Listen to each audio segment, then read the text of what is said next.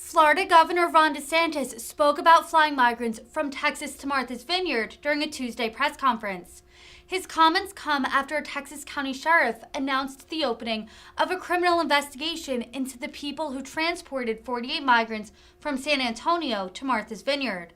The migrants were flown from Texas to Massachusetts in an effort engineered by DeSantis.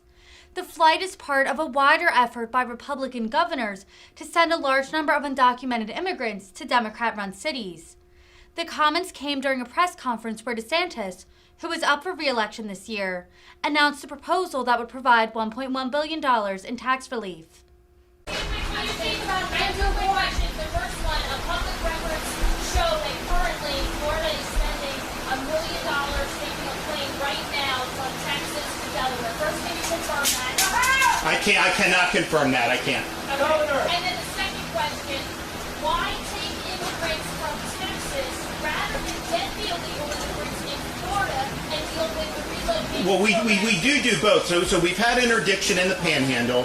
The problem is we're not seeing mass movements of them into Florida. So you end up with a car with maybe two, and if we know that that's illegal and there's someone that's kind of smuggling, then committing crime, then you can do arrest. There have been drug seizures, but that's not effective enough to stop the mass migration, but it's just coming in onesie-twosies. So we've had people on the border for last summer. We've done a lot of intelligence, and everyone down there will say between a third and 40% of the people coming across are seeking to end up in Florida. And so we have to go and figure out, okay, who are those people likely to be? And if you can do it at the source and divert to sanctuary jurisdictions, the chance they end up in Florida is much less. And the thing is, with the sanctuary, the idea is because they have more benefits or whatever they do, that people will be able to stick.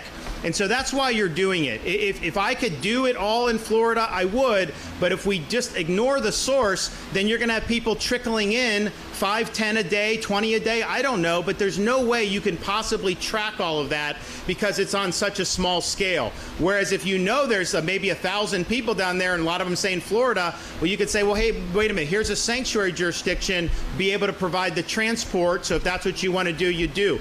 And I think that that's much more effective than just trying to send one or two out at a time. Also point out, we have a whole infrastructure in place now because of what the legislature did. So it's not just flights. We have ground. We have other things that we can do. And I'll tell you this, it's already made more of an impact than anyone thought it could possibly make. But we're going to continue to make more of an impact.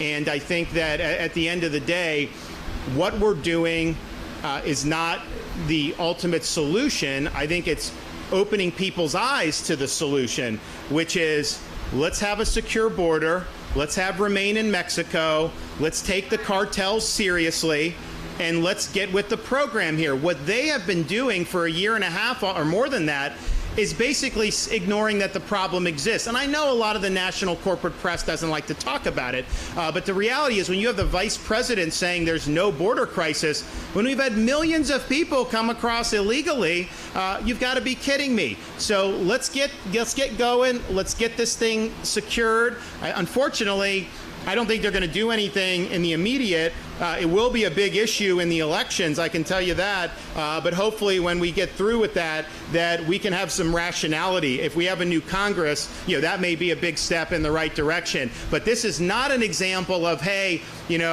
he tried his best and just didn't work. This was an intentional policy to reverse policies that were effective. And you want to talk about, they'll say like, oh, sending a bus from Texas is a stunt, all this. The biggest stunt was Biden coming in as president and reversing Trump's policies just so he could virtue signal that he was against Trump.